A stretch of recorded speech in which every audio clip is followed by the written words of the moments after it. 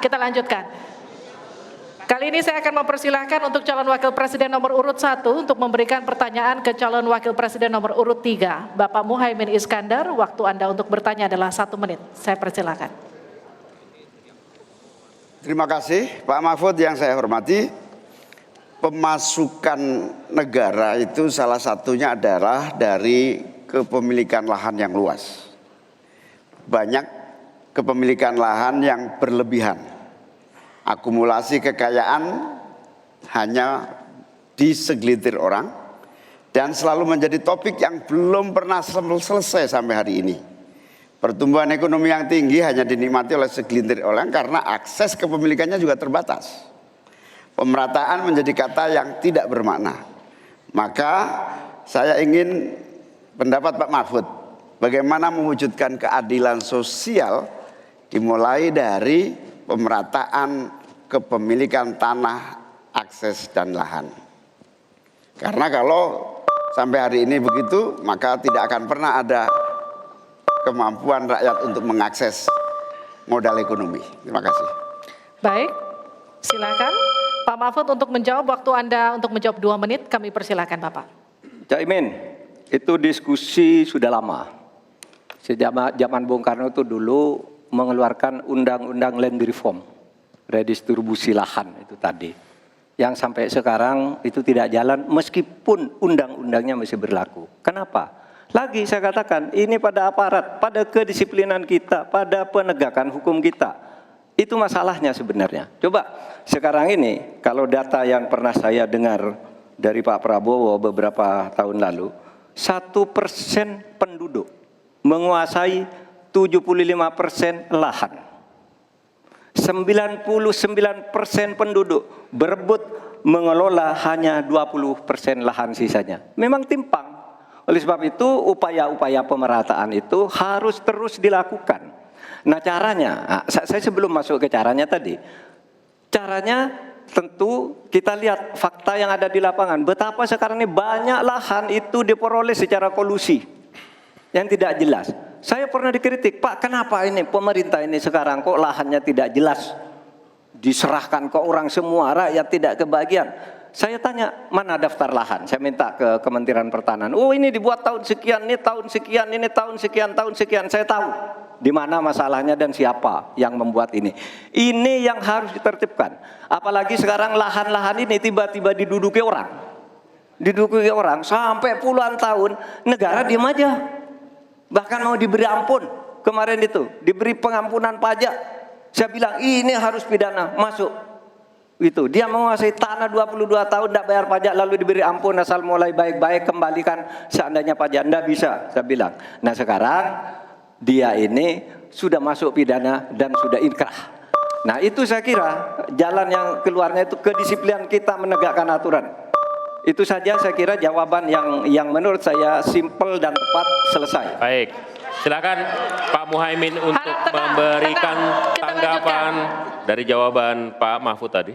Terima kasih. Yang disampaikan Pak Mahfud kurang satu hal saja, yaitu harus ada political will, kemauan politik yang sungguh-sungguh, sekaligus memanfaatkan instrumen hukum yang memadai. Saya ingat debat Pilpres 5 tahun yang lalu, ada komitmen untuk membagi lahan dengan menggunakan land reform dengan istilah, menurut waktu itu kita istilahkan dengan distribusi kepemilikan lahan.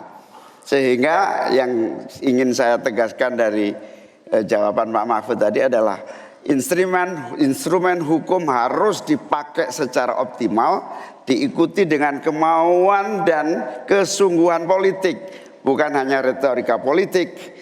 Oleh karena itu agar tanah-tanah yang dikuasai oleh segelintir orang terdistribusi dan rakyat ikut menikmati, terutama untuk lahan-lahan pertanian yang lebih produktif. Terima kasih.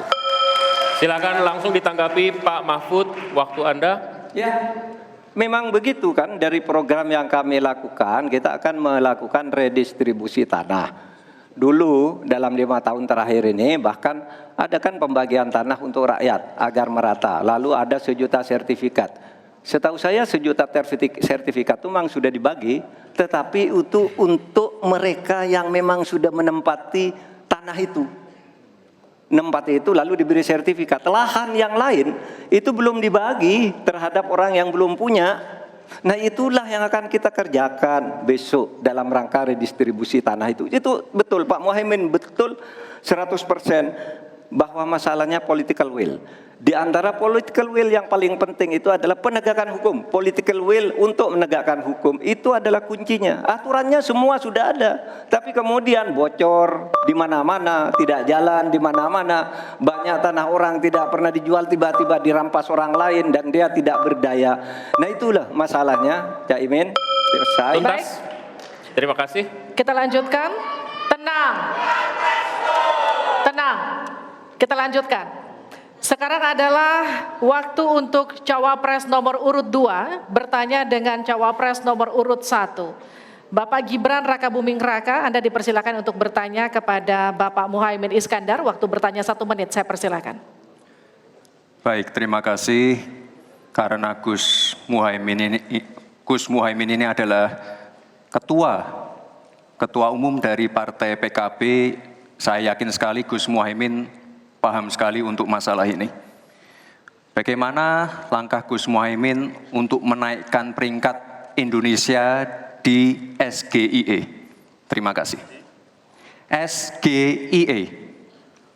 Cukup Bapak? Bapak Gibran cukup? Cukup. Baik, silakan. Bapak Muhaimin untuk menjawab, waktu Anda menjawab 2 menit, kami persilakan. Terus terang SGIE saya nggak paham. SGIE itu apa? Tenang. Stop. Ada lagi pertanyaan atau ini waktu Anda untuk memberikan jawaban, waktunya 2 menit. Oke. Kalau Anda menggunakan untuk bertanya, waktu akan habis. Tidak apa-apa? Tidak apa-apa karena Oke. saya tidak pernah mendengar istilah SGIE itu. Siap. Waktu Kami persilakan. di stop, kita alihkan ke Pak Gibran. Waktu Anda 1 menit. 1 menit. Baik, Gus, kita kan sedang fokus mengembangkan ekonomi syariah, keuangan syariah. Otomatis kita harus ngerti juga masalah SGIE. SGIE itu adalah State of Global Islamic Economy.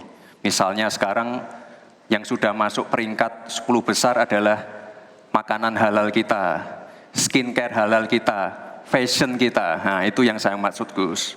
Dan ya mohon maaf kalau pertanyaannya agak sulit ya Gus, terima kasih. Harap tenang. Tenang. Mohon kerjasamanya. Waktu Anda, Pak Muhaimin, 1 menit untuk menanggapi. Terima kasih.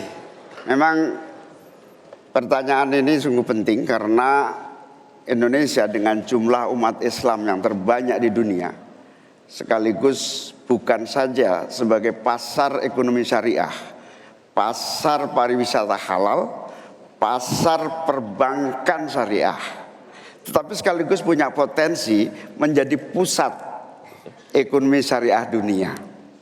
Nah, posisi kita yang masih di bawah ini membutuhkan langkah-langkah penting agar yang disebut SGIE ini menjadi kita menaikkan peringkat kita.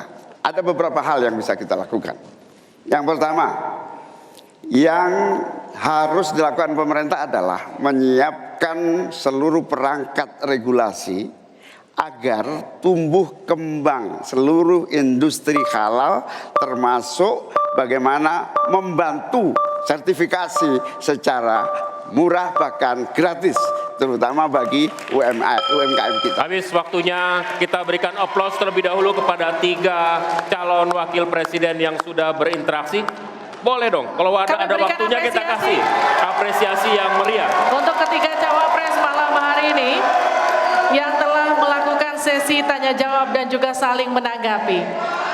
Sudah ada tiga fase yang kita lewati, menyampaikan visi dan kemudian Harap tenang. program kerja, kemudian menjawab pertanyaan dari panelis dan berinteraksi satu sama lain. Masih ada 1 sesi lagi yang kita sisakan, memberikan pernyataan penutup. Tapi itu nanti kita tahan dulu, kami akan kembali di debat kedua calon wakil presiden pemilu 2024.